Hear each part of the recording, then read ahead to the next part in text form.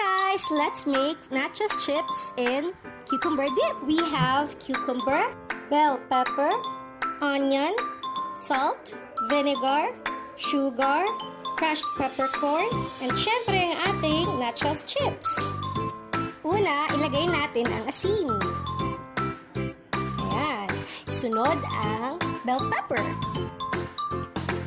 Syempre, hindi mawawala ang sibuyas.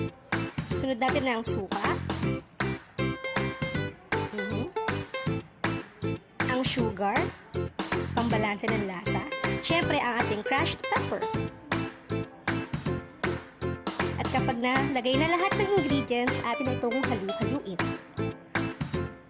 At kapag nahalo ng lahat, ready nang tikman!